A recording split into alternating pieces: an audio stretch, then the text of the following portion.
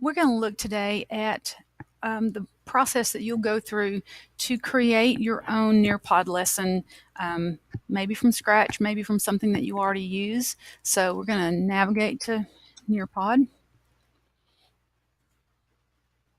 We're going to sign in. And you'll sign in with your Google account if you have not done so already. I'm going to go to the Create menu. And what you have is sort of a blank slate. There are a couple of ways to create this lesson. Your first inclination is going to be to add a slide. When you click on add a slide, you're given some options to add content. If you add content, your choices are the specialized things that Nearpod provides, the 3D field trips, the virtual reality pictures of things that your students can experience. There are some physics simulations that are available. Not all of them in our store, but some are. There are some videos. The virtual field trips are something that is really engaging for our students, and they work really nicely on an iPad. If you don't have goggles, and we don't really have goggles for our Nearpod lessons, so you might look into using the virtual field trips with a set of iPads for your classroom. You can also investigate some of the other options here. If you choose to use these, then you're given an option to edit them, and you can drag and drop them anywhere in your lesson or your slideshow as well. You can also add web content. Let's say you have the URL of a website that you want your students to visit during your Nearpod lesson. You'll insert some web content. There are also activities that you can include. This is one of the most favorable features of Nearpod. You can build questions, quizzes, polls, all those kinds of things into your lesson. There is a really interactive and engaging feature called Draw It, where you give students a prompt and ask them to sketch or draw something as a response. There's a collaborative feature that this uses Padlet. If you've ever used Padlet, you can have your students submit input answers, and it appears on a board together, kind of like sticky notes. Some different activities, matching pairs, memory tests. So you'll want to kind of look through those and investigate and see what they look like. So that is if you click on Add Slide. Don't overlook down here in the bottom.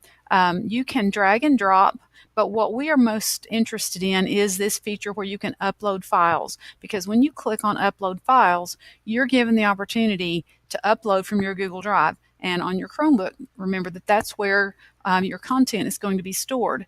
There's some other options here, Dropbox being one, but Google Drive is the one that is going to be most effective, most useful in GISD.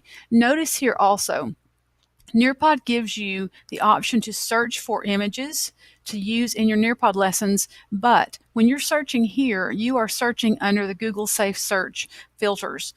These images are going to be copyright available. You're not going to have your students end up with images of Walmart shoppers, for example. So just know that you have a special feature built in here if you are building your own lesson and searching for images inside the Nearpod dashboard.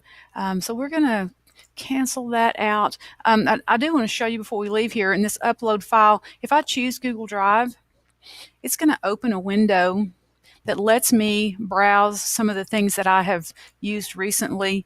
And if I have a Google Slides presentation already made that I want to incorporate in this Nearpod lesson, I search for it, I select it, and when I select it, Nearpod is going to draw those slides into this Nearpod lesson and create a new slide out of each one that was in my slide presentation. So then I can come in and edit, I can add to, I can drag and drop quizzes in between the sections of a ready-made Google Slides presentation.